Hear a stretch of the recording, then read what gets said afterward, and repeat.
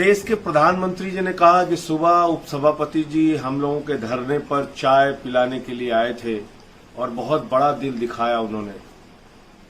मैं प्रधानमंत्री जी से कहना चाहता हूं, प्रधानमंत्री जी आप इतनी बड़ी लड़ाई को इतना छोटा मत बनाइए।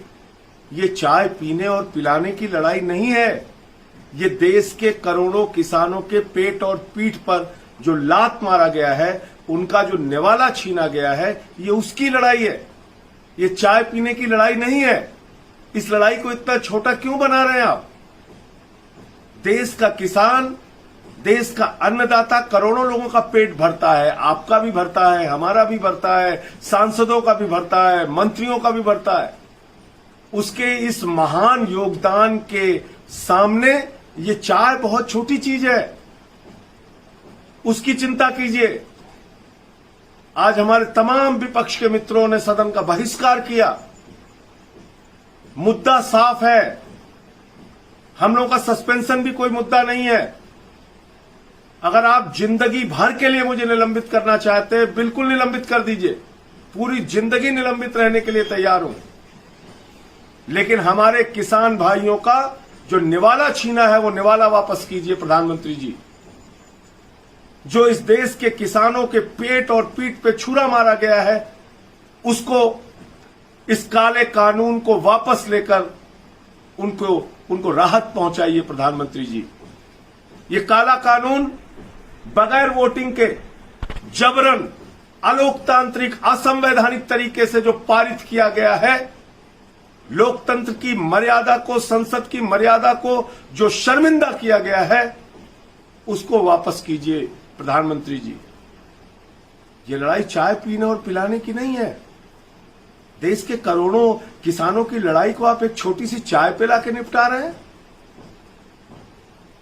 मैं बहुत आदरपूर्वक आपकी चाय आपको वापस करता हूं प्रधानमंत्री जी, लेकिन मैं ये कहना चाहता हूं कि देश के करोड़ों किसानों का जो आपने निवाला छीना है, उसको वापस कीजिए। सस्पेंशन मुद्दा नहीं, निलंबन मुद्दा नहीं। जो कुछ उस दिन हुआ सदन के अंदर, वो पूरे देश ने देखा। भारतीय जनता पार्टी, आपकी पार्टी राज्यसभा में अल्पमत में थी।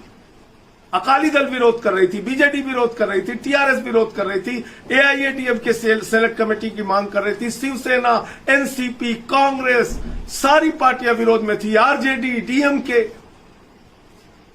आम आदमी पार्टी। उसके बावजूद यह काला कानून पास किया गया।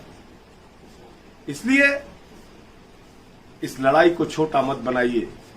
ये इस देश के करोड़ों किसानों को धोखा देने का काम आपकी सरकार ने किया है।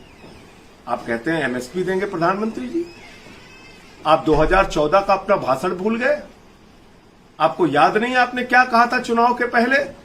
1 साल के अंदर फसल की लागत मूल्य का 1.5 गुना दाम किसानों को दिया जाएगा, 50% मुनाफे के साथ फसल की कीमत दी जाएगी।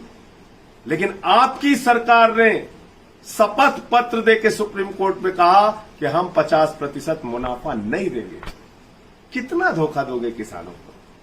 कितनी बार उनकी पीठ में छुरा मारोगे प्रधानमंत्री जी? पूरे देश को आपको जवाब देना होगा। आज पूरे देश का किसान आंदोलित है, वो चाहे पंजाब का हो, हरियाणा का हो, उत्तर प्रदेश का हो, बिहार का हो। आपने एमएसपी खत्म कर दी। कानून में एक शब्द दिखाइए कहां आपने एमएसपी लिखा है।